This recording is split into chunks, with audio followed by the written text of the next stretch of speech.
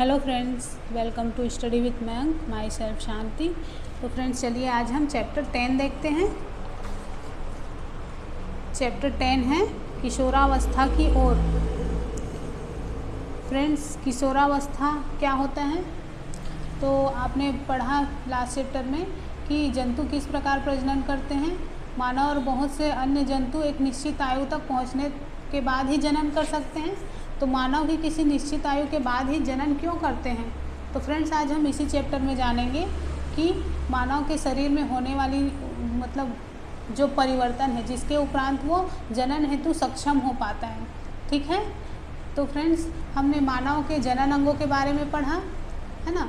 तो इस चैप्टर में हम हार्मोन्स के बारे में भी पढ़ेंगे और जो शिशु होते हैं, जो बच्चे होते हैं, उनमें जो परिवर्तन होता है ना, और जो हार्मोन है वो बच्चे के जो परिवर्तन है उसमें किस प्रकार से भूमिका निभाते हैं और जिससे वो बड़े होकर वयस्क बनते हैं, उसी के बारे में जानेंगे। ठीक है, तो चलिए शुरू करें। तो हमारा 10.1 है किशोरावस्था एवं यौनारंभ। मतलब फ्रेंड्स हम कैसे जानेंगे या फिर कैसे बोल सकते हैं कि कोई जीव वयस्क हो गया? तो जब कोई जीव जनन करने के योग्य हो जाता है तो हम कह सकते हैं कि वो वयस्क हो चुका है। ठीक है, तो फ्रेंड्स जीवन काल की वह अवधि जब शरीर में ऐसे परिवर्तन होते हैं जिसके परिणाम स्वरूप जनन परिपक्वता आती है, किशोरावस्था कहलाती है या एडोलसेंस कहलाती है। ठीक है, तो फ्रेंड्स इसका मतलब यही निकला ना कि कोई जो बच्चा है वह धीरे धीरे बढ़ते हुए उसके शरीर में, उसके हाथ पैर में वृद्धि हुई, उसके मतलब शारीरिक विकास हुआ और एक समय ऐसी आई जब वह जनन करने में सक्षम हो गया। तो हम कह सकते हैं कि वह जीव जो है क्या हुआ, वह वयस्क हो चुका है। फ्रेंड्स वृद्धि जो है जन्म के समय से ही होने लगती है, पर 10 या 11 वर्ष की आयु के बाद वृद्धि में एकाएक तीव्रता आ जाती है। मतलब बच्चे जब 10 या 11 वर्ष के होते हैं उसके बाद से उनके शरीर में अचानक से तेज़ी से वृद्धि होने लगती है और वो वृद्धि जो है हमको साफ दिखाई भी देने लगती है और शरीर में जो होने वाले परिवर्तन हैं वृद्धि की प्रक्रिया है का एक भाग है। ठीक है, और ये बात संकेत करता है कि जब आप बच्चे नहीं रहे, आप युवावस्था में कदम रख चुके हो, मतलब आप जवान हो चुके हो। ठीक है फ्रेंड्स, वृद्धि जो है एक प्राकृतिक प्रक्रम है। ओके, और जीवन काल की वह अवधि जब शरीर में ऐसे परिवर्तन होते हैं जिसके परिणाम स्वरूप परिपक्वता आती है ना, वही किशोरावस्था कहलाती है। ठीक है, और किशोरावस्था लगभग 11 से प्रारंभ होती है और 18 से 19 वर्ष तक की आयु को हम किशोरावस्था कहते हैं, है ना। फ्रेंड्स अंग्रेजी में टीन्स बोला जाता है, तो 13 से 18 लिया गया और 19 की आयु से मतलब इन दोनों को जोड़ के टीनेजर बोला जाता है, इसीलिए उनको, है ना। तो किशोरों को टीनेजर्स क्यों कहा जाता है? क्योंकि वो टीन एज में होते हैं, है ना। लड़कियों में ये अवस्था थोड़ी जल्दी आ जाती है लड़कों की अपेक्षा, मतलब वो 2 वर्ष पहले ही टीन एज में पहुंच चुके होते हैं। ठीक है, और किशोरावस्था मतलब जो टीन एज है वो अलग अलग व्यक्तियों में अलग अलग टाइम पे होती है। मतलब उम्र तो उसकी 11 से ही आरंभ होती है, लेकिन कई व्यक्ति जो हैं वो मतलब उनमें काफ़ी बाद में किशोरावस्था के लक्षण दिखाई देते हैं, है ना। और किशोरावस्था के दौरान मनुष्य में शरीर के अनेक परिवर्तन भी आते हैं, है ना। और ये परिवर्तन क्या बताते हैं कि उसमें यौनारंभ हो चुका है। ठीक है, इसमें से सबसे महत्वपूर्ण परिवर्तन है कि लड़के और लड़कियों में जनन क्षमता का विकास होता है। किशोर की जनन परिपक्वता के साथ ही यौनारंभ समाप्त हो जाता है। ठीक है, तो अब देखते हैं आगे 10.2 यौनारंभ में होने वाले परिवर्तन।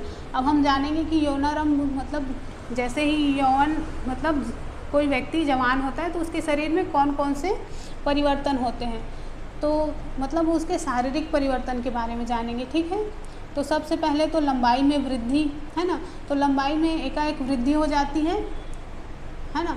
यूरम मतलब जैसे ही हम टीन एज में पहुंचते हैं तो सबसे अधिक हमारी लंबाई ही सबसे पहले दिखाई देती है, ठीक है।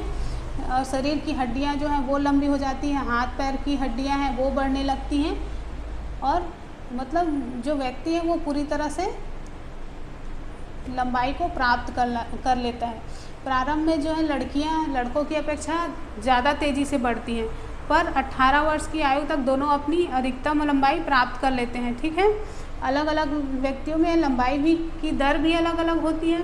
कुछ जो पहले तीव्र गति से बढ़ते हैं और बाद में इनकी गति धीमी हो जाती है, जबकि कुछ पहले धीरे धीरे वृद्धि करते हैं, ठीक है।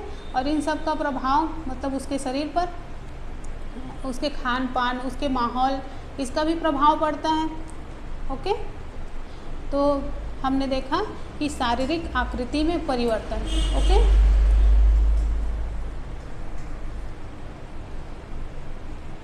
और क्या आपने ध्यान दिया है कि आपके आसपास में कई ऐसे लोग होंगे, मतलब ऐसे बच्चे होंगे जो जिनके सीने चौड़े हैं, है ना। और या मान लो आप में से कुछ लोग टीन एज के ही भी हो सकते हैं जो मेरा वीडियो देख रहे हैं, तो वो खुद भी महसूस कर सकते हैं, है ना, अपनी आयु के हिसाब से, अपने शरीर की बनावट के हिसाब से, जो उनके शरीर की बनावट है उसमें किस प्रकार से चेंजेस आ रहे हैं, है ना। तो वृद्धि के कारण उनके कंधे फैल जाते हैं, चौड़े हो जाते हैं, लड़कियों के कमर का निचला भाग चौड़ा हो जाता है, ठीक है। और वृद्धि के कारण लड़कों के शरीर की पेशियाँ, मतलब जो मसल्स हैं वो लड़कों की मसल्स जो काफ़ी गठीले दिखाई देते हैं, है ना, लड़कियों की अपेक्षा। तो ये जो किशोरावस्था के दौरान लड़के और लड़कियों में होने वाले परिवर्तन अलग अलग होते हैं, ओके। अब देखते हैं कि स्वर में परिवर्तन, ओके। तो क्या आपने ध्यान दिया है कभी कभी कुछ लड़के के आवाज़, मतलब जो बड़े हो रहे हैं, जो वयस्क अवस्था में पहुंच रहे हैं, उनकी आवाज़ मोटी हो जाती है अचानक से। तो फ्रेंड्स उसके जैसे उनमें योनारंभ होता है तो उसके स्वर यंत्र या लैरिंग्स बोलते हैं जिसको, उसमें भी वृद्धि होती है, उसमें भी ग्रोथ होता है, ओके। और लड़कों का जो स्वर यंत्र है वो विकसित होकर मतलब काफ़ी बड़ा हो जाता है, ठीक है। और लड़कों में जो स्वर यंत्र है वो गले के सामने की ओर हमको उभरा हुआ दिखाई देने लगता है, और इसी को क्या बोला जाता है, इसे एडम्स एप्पल कहा जाता है, या कंठमणि कहते हैं इसको हिंदी में, ठीक है।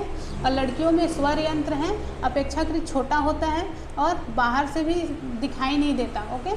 और सामान्यतः जो लड़कियों का स्वर है, मतलब उनकी जो आवाज़ है वो पतली हो जाती है ना, और जबकि लड़कों का आवाज़ है वो मोटा होने लगता है, ठीक है। कभी कभी उनकी आवाज़ बिल्कुल फटी हुई एकदम मोटी आवाज़ लगती है ना, फिर कुछ दिनों तक वैसे ही बनी रहती है, बाद में वो सामान्य हो जाती है, ओके। अब नेक्स्ट है स्वेद एवं तैल ग्रंथियों की क्रियाशीलता में वृद्धि। स्वेद और तैल ग्रंथि क्या है, तो स्वेद मतलब पसीना वाली ग्रंथि, तैल ग्रंथि मतलब जिससे सीबम निकलता है, ऑयल निकलता है ना। तो किशोरावस्था में स्वेद और तैल ग्रंथियों का स्त्राव काफ़ी बढ़ जाता है, और इन ग्रंथियों की मतलब ज़्यादा ये क्रियाशील हो जाते हैं। इसके कारण कुछ हार्मोन्स भी हो सकते हैं, है ना। और कई लोगों के चेहरों पर फुंसियाँ या मुहासे निकल जाते हैं। तो किस कारण निकलते हैं, तो ये जो स्वेद ग्रंथियों से तेल सीबम जो निकलता है उसी के कारण हो सकते हैं, ओके। स्वेद ग्रंथि, तैल ग्रंथि या लार ग्रंथि जैसी कुछ ग्रंथियाँ अपना स्त्राव वाहिनियों द्वारा स्त्रावित करती हैं, ठीक है। और अंतःस्रावी ग्रंथियां हार्मोनों का सीधा रुधिर में प्रवाह करती हैं। मतलब अंतःस्रावित ग्रंथियां क्या होती हैं, ये डक्टलेस ग्रंथियां हैं, है ना, इनको नलिका विहीन ग्रंथियां कहते हैं। जबकि ये जो स्वेद ग्रंथि हैं, तैल ग्रंथि और लार ग्रंथि हैं, ये अपना जो स्त्राव है वो कैसे करती हैं, शरीर से बाहर स्त्रावित करती हैं। जैसे कि लैक्रिमल ग्लैंड है जिसके द्वारा आंसू निकलता है, तो वो हमारे शरीर के बाहर निकलता है। लार भी है, वो मुंह से बाहर निकलता है, ब्लड में तो नहीं मिलता ना। उसी तरह स्वेद ग्रंथि से स्वेद मतलब पसीना निकलता है, और तेल ग्रंथि से तेल निकलता है। इसी कारण जो लोगों के फेस जो है ऑयली दिखाई देने लगते हैं, ठीक है। तो फ्रेंड्स, हमने वृद्धि के बारे में जाना, अब जनन अंगों का विकास। फ्रेंड्स, हमने लास्ट चैप्टर में पढ़ा था कि मानव जनन अंग, मादा जनन अंग, नर जनन अंग, है ना। तो जब जो किशोरावस्था आने लगती है तो नर जननांग जैसे कि वृषण और शिश्न, है ना, ये पूरी तरह से विकसित हो जाते हैं। इनसे वृषण से शुक्राणुओं का मतलब प्रोड्यूस होने लगता है, उत्पादन होने लगता है, और लड़कियों के अंडाशय साइज में बढ़ जाते हैं और उनसे अंडे परिपक्व होने लगते हैं। ठीक है, अंडाशय से किसका निर्माण होता है? तो अंडाणुओं का निर्माण होता है और उसका निर्मोचन मतलब जो अंडाणु हैं वो निकलने लगते हैं। ठीक है, मानसिक, बौद्धिक एवं संवेदनात्मक परिपक्वता प्राप्त होना। फ्रेंड्स, किशोरावस्था में व्यक्ति के सोचने समझने की ढंग मतलब अलग होता है ना। पहले की अपेक्षा जो किशोर हैं वो अपने आप को अधिक स्वतंत्र और अपने प्रति अधिक सचेत हो जाते हैं। उनमें मतलब बौद्धिक विकास भी होता है, सोचने विचारने में काफ़ी समय लेते हैं, है ना। या किसी व्यक्ति को देखोगे तो वह मतलब व्यक्ति के जीवन का वह समय है जब उसके मस्तिष्क की सीखने की क्षमता सबसे अधिक होती है।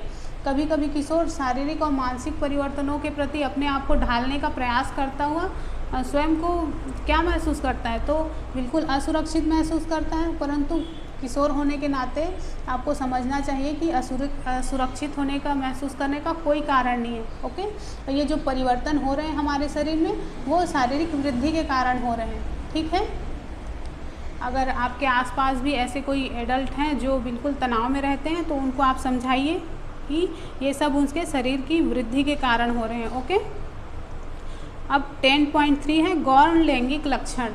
फ्रेंड्स, हमने शारीरिक वृद्धि के बारे में पढ़ा, अब हम गौण लैंगिक लक्षण के बारे में जानेंगे। ठीक है फ्रेंड्स, आप क्लास चैप्टर 9 में देख चुके हैं कि वृषण और अंडाशय जनन अंग हैं, वे गैमेट्स का निर्माण करते हैं, अंडाणु और शुक्राणु उत्पन्न करते हैं। तो युवावस्था में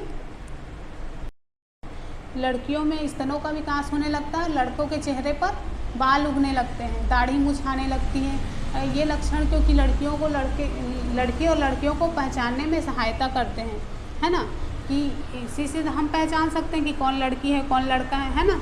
तो इन्हें गौण लैंगिक लक्षण कहते हैं। ठीक है, यहाँ पर लिखा है शरीर के विभिन्न स्थानों पर बाल आना, लड़कियों के स्तनों का विकास होना, ये लक्षण लड़कों एवं लड़कियों को पहचानने में सहायता करते हैं, अतः इन्हें गौण लैंगिक लक्षण कहते हैं। ठीक है,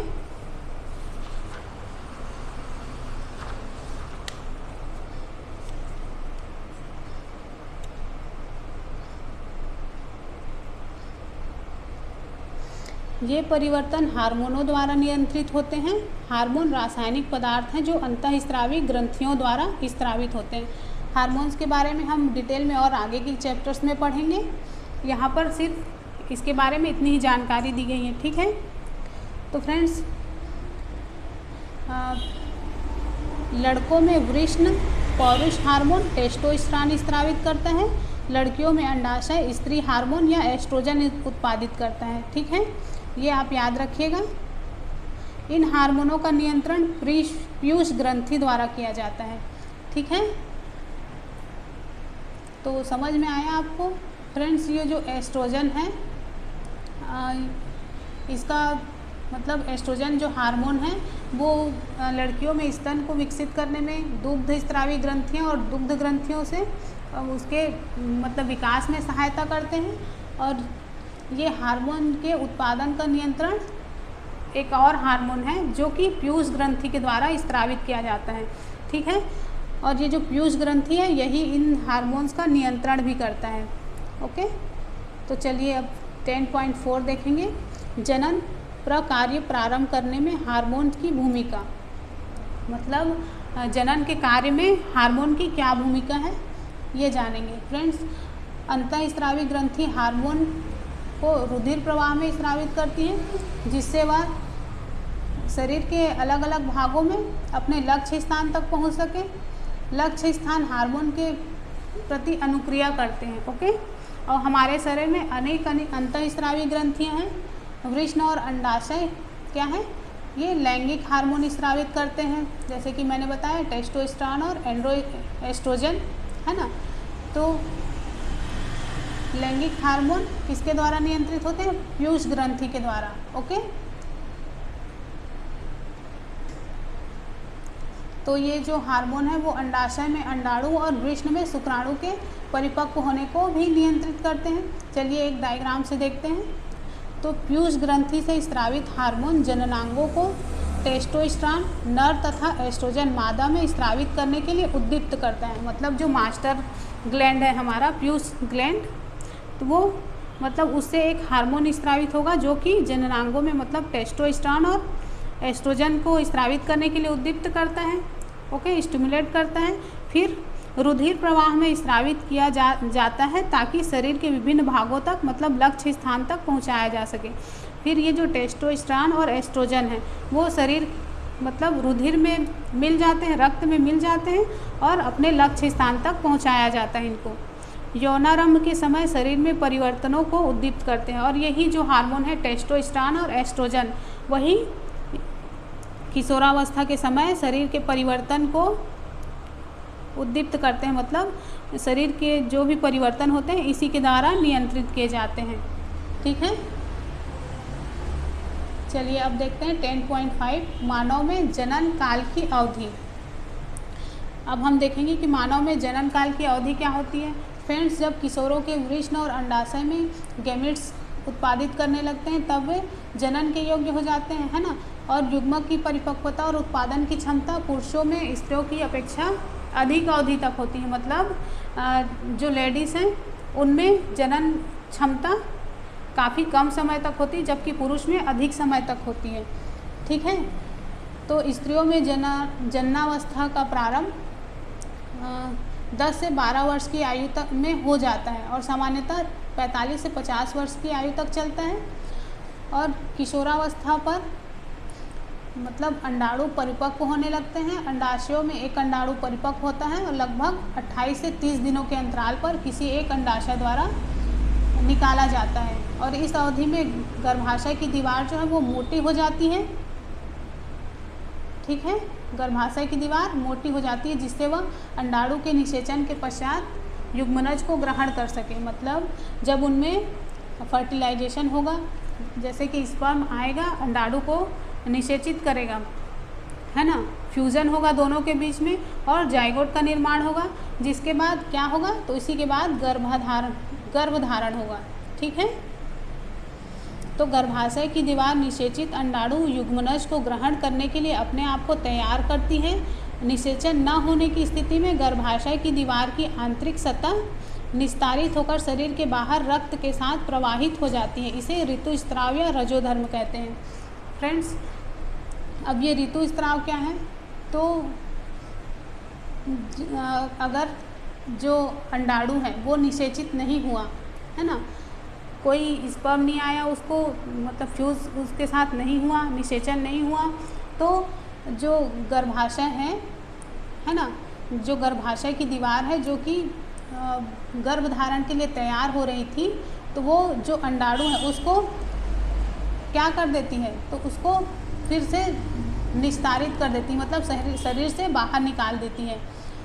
और स्त्रियों में रक्तस्राव होता है जिसे ऋतुस्राव या रजोधर्म कहते हैं। ठीक है, तो ऋतुस्राव लगभग 28 से 30 दिन में एक बार होता है।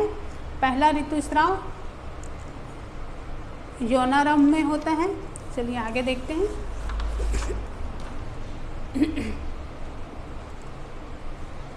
प्रथम ऋतुस्राव रजोदर्शन कहलाता है, जो और 45 से 50 वर्ष की आयु में ऋतुस्राव बंद हो जाता है जिसे रजोनिवृत्ति कहते हैं। फ्रेंड्स, लेडीज़ में 40 से 50 वर्ष के बीच में ये जो पीरियड जो चलते रहते हैं वो बंद हो जाते हैं और इसी को रजोनिवृत्ति कहा जाता है। ठीक है,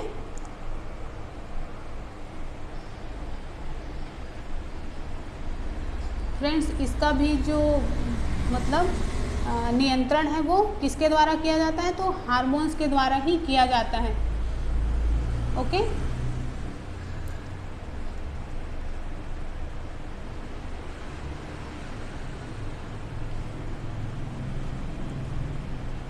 चलिए अब देखते हैं 10.6 संतति का लिंग निर्धारण किस प्रकार होता है।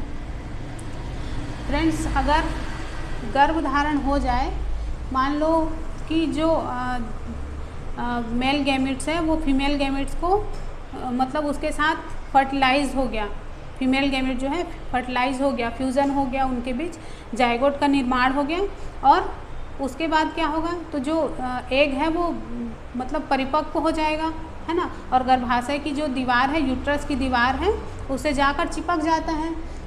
उसके बाद जब चिपक जाता है उसके बाद फिर एम्ब्रायो का निर्माण होता है, जिसको भ्रूण कहा जाता है ना, और ये जो भ्रूण है वो फिर डिवीज़न करता है ना, और जो बच्चा है उसके शरीर का फिर निर्माण होने लगता है, फिर आँख, कान, नाक, हाथ, पैर ये सब बनने लगते हैं, और उसी के साथ शरीर के जो आंतरिक अंग हैं, हार्ट्स हैं, लंग्स हैं, किडनी हैं, ये भी बनने लगते हैं। ठीक है, अब हम देखेंगे कि उनमें लिंग निर्धारण किस प्रकार से होता है, मतलब बच्चा लड़का है या लड़की है, इसका निर्धारण कैसे होता है। तो फ्रेंड्स, इसका निर्धारण आपने पढ़ा था कि निषेचित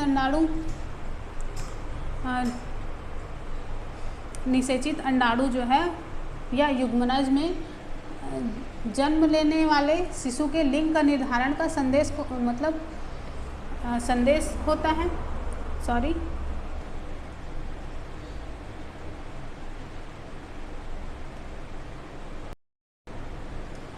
फ्रेंड्स, जो निषेचित अंडाणु है ना, जो जाइगोट है, उसमें लिंग निर्धारण का संदेश होता है। मतलब ये संदेश जो है वो निषेचित अंडाणु में धागे की संरचना, मतलब जिसको गुणसूत्र कहा जाता है, उसी में निहित होता है। जैसे कि हमने चैप्टर 8 में पढ़ा था, है ना, गुणसूत्र प्रत्येक कोशिका के केंद्रक में उपस्थित होता है, और सभी मनुष्यों में कोशिकाओं की केंद्रक में 23 जोड़े गुणसूत्र पाए जाते हैं, मतलब 46 गुणसूत्र, जो कि 23 के जोड़े में होते हैं। ठीक है, इनमें से 2 गुणसूत्र, एक जोड़ी लिंग गुणसूत्र कहलाते हैं।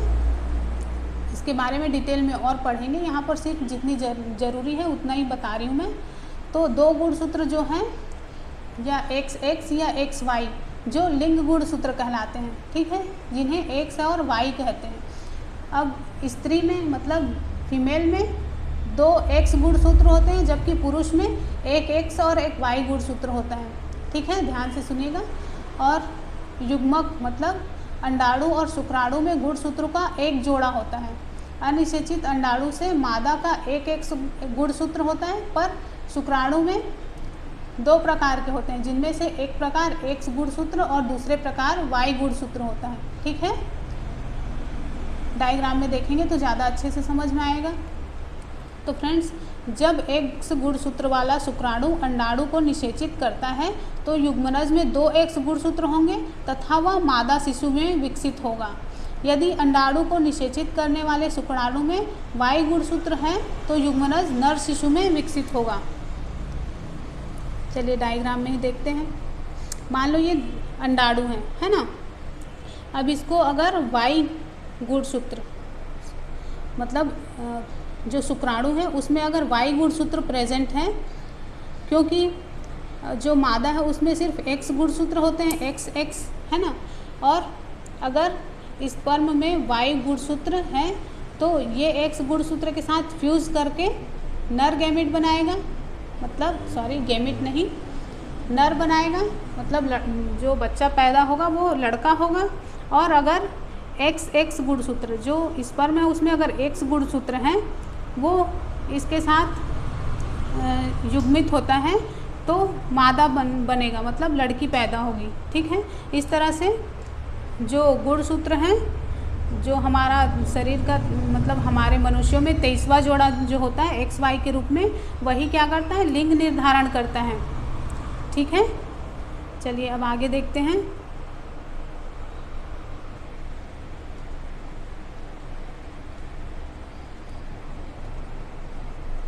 फ्रेंड्स, कई लोगों में ये धारणा होती है कि जो पिता के लिंग गुणसूत्र हैं, है ना, तो उसके लिए बच्चे के लड़का या लड़की होने के लिए माँ का कोई मतलब उसमें माँ उत्तरदायी नहीं है ना। ये बिल्कुल निराधार है और मतलब न्याय संगत नहीं है। लोग बोलते हैं कि फलाने का मतलब लड़का पैदा नहीं हो रहा, तो इसमें माँ का कोई भी रोल नहीं होता, इसमें सिर्फ पिता के एक्स और वाई जो गुणसूत्र हैं उसके ऊपर डिपेंड करता है। ठीक है, चलिए अब देखते हैं 10.7 लिंग हार्मोन के अतिरिक्त अन्य हार्मोन। हमारे शरीर में लिंग हार्मोन के अलावा और कौन कौन से हार्मोन होते हैं? तो पीयूष ग्रंथि हार्मोन स्रावित करते हैं जैसे कि वृद्धि हार्मोन, तथा अन्य ग्रंथियों जैसे कि वृषण, अंडाशय, थायराइड तथा एड्रिनल को हार्मोन स्रावित करने के लिए उद्दीप्त करता है। मतलब ये पीयूष ग्रंथि जो है इन सभी ग्लैंड्स को हार्मोन स्रावित करने के लिए स्टिमुलेट करता है। ओके, और अग्नाशय से इंसुलिन निकलता है ना, थायराइड से थायरॉक्सिन हार्मोन और एड्रिनल से एड्रिनलिन हार्मोन उत्पादन होता है। फ्रेंड्स, इसके बारे में हम डिटेल में आगे जानेंगे, अभी फ़िलहाल इतना ही जान लेते हैं। चलिए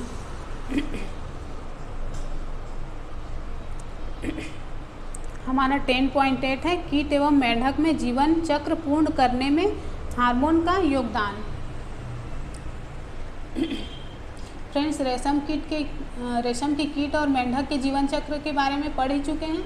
इल्ली को वयस्क से शलभ बनने में अनेक चरणों से गुजरना पड़ता है, और जो रेशम के कीट हैं उसके जीवन चक्र के बारे में आप याद कीजिए, पिछले चैप्टर में जो हमने पढ़ा था क्लास 7 के। इसी प्रकार टेडपोल को भी वयस्क बनने में वयस्क से मेंढक बनने के लिए अनेक चरणों से गुजरना पड़ता है।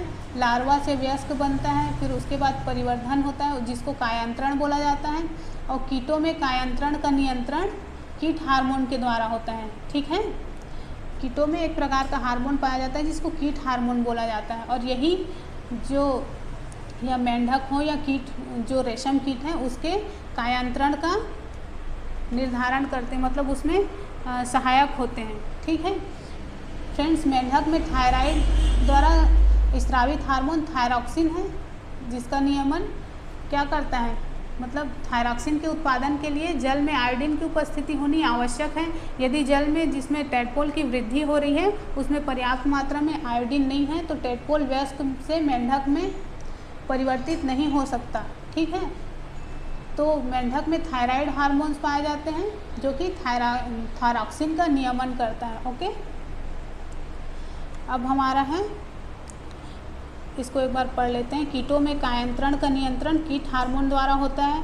मेंढक में थायराइड द्वारा स्रावित हार्मोन थायरॉक्सिन जिसका नियमन करता है। मनुष्य में थायरॉक्सिन की कमी से गायटर हो जाता है, सभी को पता है, घेंघा रोग है ना। 10.9 जननात्मक स्वास्थ्य। फ्रेंड्स, अब हम मतलब व्यक्ति के जो शारीरिक स्वास्थ्य है और उसका मानसिक स्वास्थ्य है, मतलब व्यक्ति का कायिक एवं मानसिक विसंगति युक्त होना उस व्यक्ति का स्वास्थ्य कहलाता है।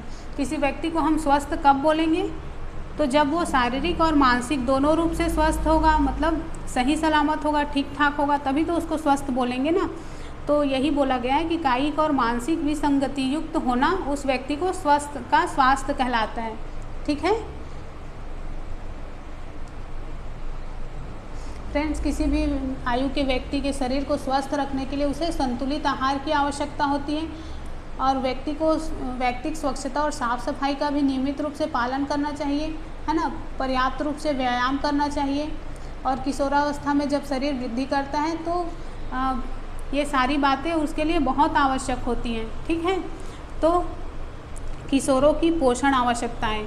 भोजन में प्रोटीन, कार्बोहाइड्रेट, वसा, विटामिन एवं खनिज का पर्याप्त मात्रा में समावेश संतुलित आहार कहलाता है। सबको पता है, हमने क्लास 6 के फर्स्ट चैप्टर में भी पढ़ा था कि संतुलित आहार क्या होता है। तो किशोरों के लिए बहुत ही आवश्यक है कि वो संतुलित आहार लें, है ना। जैसे कि दूध है, दूध वाली चीज़ें हैं, दही है, मक्खन है, चावल है ना, तो और फल है और हरी पत्तेदार सब्जियां हैं, ये सब लेनी चाहिए। और नेक्स्ट है व्यक्तिगत स्वच्छता। किशोरावस्था में संतुलित आहार तथा व्यक्तिगत स्वच्छता का पालन करना महत्वपूर्ण है। बिल्कुल उसको मतलब जो किशोर हैं उनको मतलब तीव्र वृद्धि और विकास की आवश्यकता होती है। तो किसी भी किशोर को आहार नियोजन के साथ साथ क्या करना चाहिए, तो उसको अपने जो वातावरण है उसके साथ भी संतुलन बना के रखना पड़ता है ना।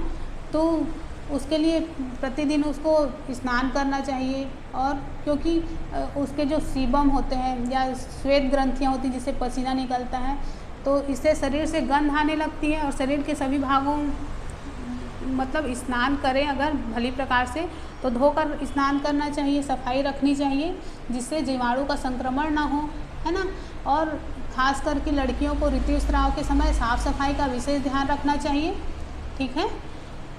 नेक्स्ट है शारीरिक व्यायाम। इन सब के साथ शारीरिक व्यायाम भी बहुत ज़रूरी है ना। खुली हवा में घूमना, खेलना, कूदना, ओके, व्यायाम करना, ठीक।